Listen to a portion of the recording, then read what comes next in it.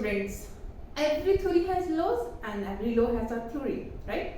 So whatsoever I discuss about the gravitation, today we are going to discuss about the laws of gravitation. So let's start. These laws are given by the scientist Newton, and that's why I am calling Newton's law of gravitation. So let's discuss line by line. Okay. So first law, it states that gravitational force is central force. What do you mean by central force? See here, there are two masses m1 and m2. Okay. So here I already told you that second mass is attracting first mass with the force F21, like this. This is a mass first, this is a mass second, okay, m1 and m2. It's attracting along a line like this. This is the force on first due to second. It's attracting along a line. It's not attracting like this or any other directions. Why so? Because this force is central force. This force is central. Means to say this force is exerted along the center to center. No any other direction. Clear? So it will attract along the line like this, and second mass is attracting along this line.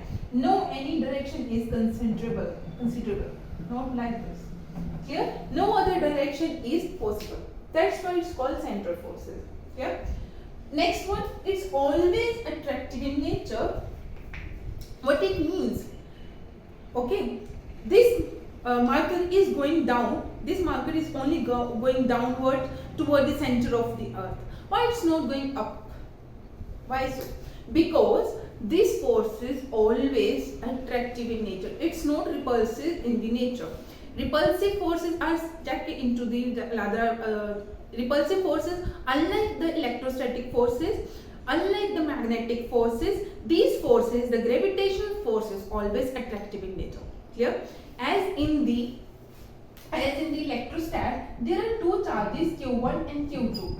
It either, if they are positive or negative, they can be repulsive.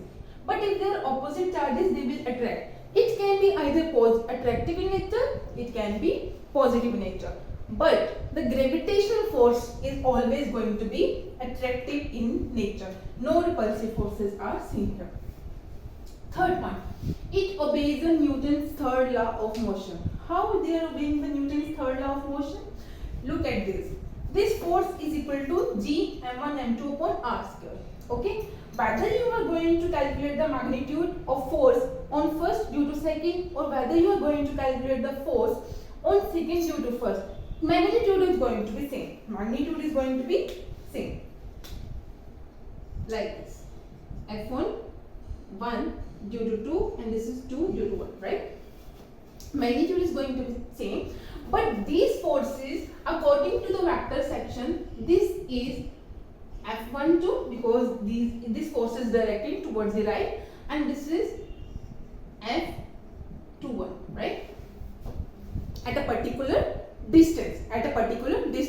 Okay. So these two forces are equal and opposite direction. These two vectors are equal and opposite direction. That's why we have known about the Newton's third law of gravitation, that F12 is equal to F21, and this law is also called negative F21.